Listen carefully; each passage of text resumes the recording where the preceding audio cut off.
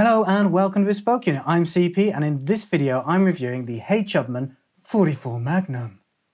Well, it's actually the Magnum 54, but I thought that sounded cool or funny.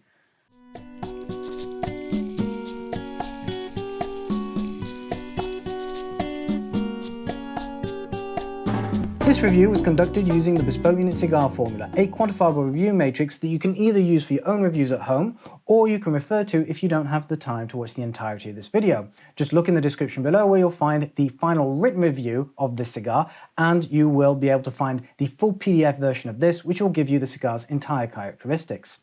Furthermore, the cigars were stored using this small Boveda acrylic humidor that you can see behind me. We typically use a larger acrylic Boveda humidor. However, these ones are equipped with 65% Boveda RH packs, which are much more suitable to Cubans.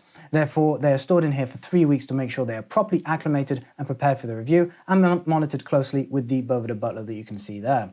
Released in 2016 by Habanos SA, the Magnum 54 is the newer addition to Upmann's Magnum range, which includes the 46, the 50, and the 48. It is produced at the Upmann factory in Havana, and it is made using an entubado style. The entubado construction method is quite common in Cuba, though it's quite rare in New World countries like Nicaragua, the Dominican Republic, and Honduras, which will instead use either booking or accordion bunching methods. As can be expected, it is a Cuban puro, meaning it only contains Cuban tobaccos from Vuelta Abajo in Pinar del Rio. It is 4 3/4 inches in length, and the name is a clue to its ring gauge, which is 54. This means that it's quite close to a Robusto or even a double Robusto, which is a term used primarily in the New World, such as by brands like Oliva. With that all being said, let's jump straight into the look and feel of the review. So first of all, it has a very straight roll, no discernible soft spots, with a very firm spring. Its hue is reminiscent of dry clay, and it gives off a mild oily sheen. The veins are somewhat refined, although you do have the occasional protruding vein on some cigars. In terms of aromas off the foot, expect manure, hay, and cinnamon. I would say hay rather than straw, which tends to be a more common descriptor when it comes to cigars, but it really does remind you of the dried grassiness that hay produces. As for the Prelight, as you can see, I've already made a guillotine cut on here to save time. The draw is a little bit on the tight side. This may change once I've smoked a few more samples, so check the written review that I mentioned earlier in the description below. The flavors are quite rich, and on the dry draw, you can expect a sort of metallic Chervil flavor, which is French parsley or cerfeuil. You also have some grapefruit, so a zesty citrus note, as well as the cinnamon, which was detected on the aromas on the foot. With that all being said, I think the next step now is to light this up and start giving you the palate. Before I go any further, I was looking at the beautiful ash stack that I have going here, and I was looking at the foot and I thought, bit embarrassed, but this I don't think is an entubado style of bunching. In fact, it looks like booking. It's a minor detail, but since I announced it and talked about it earlier, that was important just to correct myself. You can tell, because if you look here at the foot, you can see the way that it all curves around. It looks like you have the leaves that have been basically closed on themselves, folded on themselves like a taco, or indeed a book, hence the name. Anyway, we are at the first third here, or at least we're finishing it. We have a wonderful ash, as I mentioned earlier. The burn line is a little bit uneven, but it's not really disconcerting. I don't feel that this needs touching up. In terms of flavor profile, we have a wonderfully complex bouquet that consists of a plethora of flavors, but the ones that I thought were the most evocative and the most dominant in the overall palate consisted of some quite salty peanut, some spicy anise that adds a slight sweet zestiness, slight level of acidity, as well as some dried terracotta earth, which is often the note for me is the most evocative and reminiscent of the quintessential Cuban mustiness. So far, so good. Very pleasant cigar. It offers complexity, offers lovely texture and weight on the palate. So let's see how this progresses in the second third. Right, we're well into the second third here. The wonderful ash I had in the first third came off, sadly. I think I neglected the cigar for a little bit too long. It plopped off, which is a shame. I wanted to see how far it would go. But still, very good ash backbone.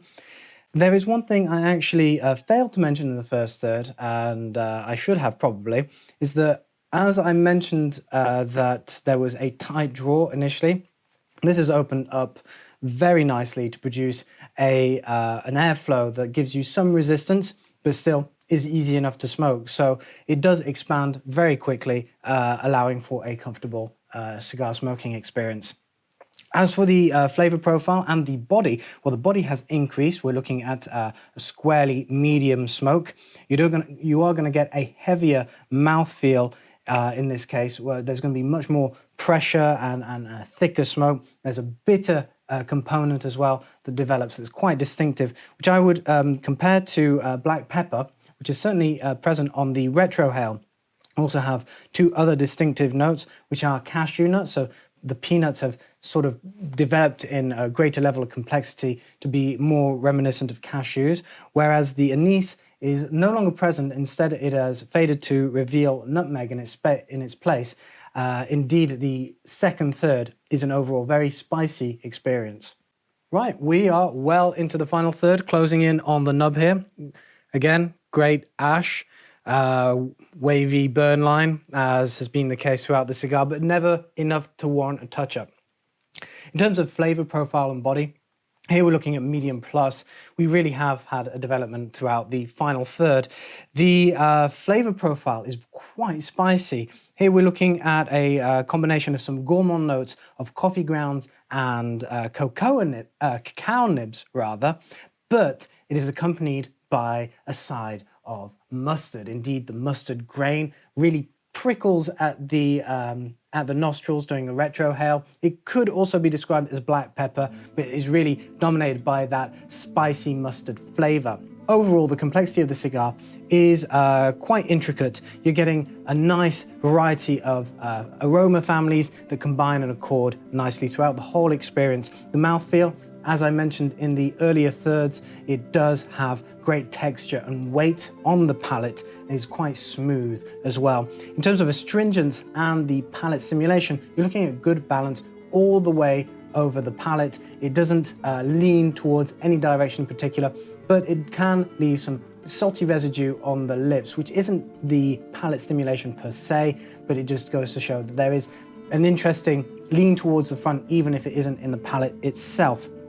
And as for the life cycle, you're looking at a relatively consistent experience. While there are distinctive changes between each third, they are relatively conventional in the sense that it's each third that you're going to get changes, and they seem to be extensions of the notes that preceded them. And then the finish actually isn't that long on this cigar.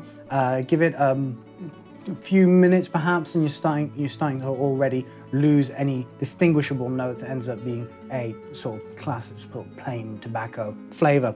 And then when it comes to the residual scent in the room, I've been smoking the cigar indoors with the windows closed and the doors closed. And it does leave a nice rich fragrance, which is kind of distinctive of a good quality Cuban cigar. It isn't overpowering, nor is it offensive to the nostrils. Then we're going to talk about the burn, and here, as I mentioned, we do have excellent ash, comes off quite nicely, and it's very strong, resists well when you try and crush it between your fingers. In terms of the temperature, it tends to be, generally speaking, quite cool. You smoke it too quickly and it will obviously warm up, but otherwise, regularly paced smoking isn't going to have any issues. And then in terms of the burn angle, it can be wavy, but as you can see, it's never going to be much of a problem. And finally, the draw, as I mentioned, also opens up quite nicely to produce just the right level of airflow to give you a pleasant smoking experience. Then when it comes to the overall experience, in terms of bands, we're looking at these two individual bands, one that says H. Upmann, it's the classic H. Upmann band, as well as the secondary Magnum 54 band. They're classic, quintessentially Cuban. They present very nicely in both informal occasions. And they're nothing spectacular in the sense of them being unique. In fact, they are as classic and as conventional as you would want on a Cuban cigar. As for the box, here we're looking at this pack of 3 tubos. It's nicely presented with sort of an orange with an off-white. It looks very grand, it looks premium and elegant. And then the tubos, so this is the Magnum 54 tubo. They can come in boxes without the tube, but this is the tubo version, nicely and ornately displayed with a bit of cedar inside, which I'm probably going to use as a splint to light up future cigars, since you may have noticed I have an affinity for that. When it comes to the value, this is a bit of a pricey cigar, but it's not the priciest as Cubans are concerned. You're looking about $2, around $18. You may be able to get them for less from certain sources, around $14. Of course, if you're in the USA, buying Cuban cigars is always a legally grey area and can have its challenges. While there are websites where you can do this, and supposedly legally according to them, such as I Havanas or Bellhop Cigars or Monte Fortuna, I cannot personally condone it since I am not aware of the full legality there. So in terms of value, you're looking, $14 to $18 per stick. And then when it comes to the occasion, this is indeed a lavish cigar, especially in its tubo format, or you can take them out of the tubos and have them in a cigar case. It's something you can take to a formal occasion, to an exclusive club, or you can even smoke as a celebratory cigar. However, if you want to enjoy it casually for a quiet moment of contemplation on your own, or with some friends, be my guest. Generally speaking though, I'd say this is a cigar best suited to the early afternoon all the way to the early evening. Certainly consider it though as a digestif as well. And finally, we're going to look at the food pairings. Now, food pairings is not something that we score, it's just something that we have at the bottom right hand corner of every cigar formula. It's just an exercise and to give you a couple of ideas of how you could enjoy the cigar. So first of all, I was considering the spiciness that starts to emerge in the second third and then is quite distinctive in the final third. You could certainly go for something like a Bombay mix, which are nuts and spiced nuts and various assortments in a bowl. Or on a similar note, poppadoms and chutney. The chutney aspect, the fruitiness, would balance the cigar's more bitter qualities. For example, if you were to opt for a sweet mango chutney, but you could have some spice as well that could extend those flavors. And on a similar note, you could also have it as a digestif after, for example, a curry such as a chicken korma, which is going to be on the milder side of things, but then the spice of the cigar will help to bring those back onto your palate and extend them even further. Of course, if you want to go in a different direction, why not some classic French cuisine? You could go for a lapin à la moutarde, which is basically rabbit in a mustard sauce, which you leave to bubble away for quite a while in a Le Creuset. And then when it comes to beverages, why not consider a classic Anello rum, something that has a balanced medium body, perhaps a Spanish style rum rather than the French or English styles, would offer a nice level of complexity. Even a Cuban rum such as something from Havana Club. Otherwise, Ron Zapica 23 would be a great example that I would recommend. And of course, you could go for a nice espresso coffee. It's going to be on the short side, but quite pleasant. But why not instead go for something a little different, which is a grappa bianca, something I always keep under my desk for reasons that fail me.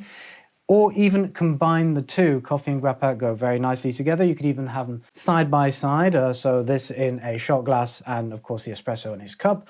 Or you could combine the two by adding just a little bit of grappa to your coffee in what is known as an Amaza cafe or a cafe corretto. That's all from me today. I hope you've enjoyed this video. If you have, don't forget to give us a like, a subscribe, and leave us a comment if you have any questions about the Magnum 54 or you would like to share your own experiences of this cigar, and if you have any requests of future cigars that you would like to be reviewed. Otherwise, until our next video, why don't you head to bespokeunit.com and see all the other lifestyle subjects that we cover. I'm sure that there'll be something that you will love.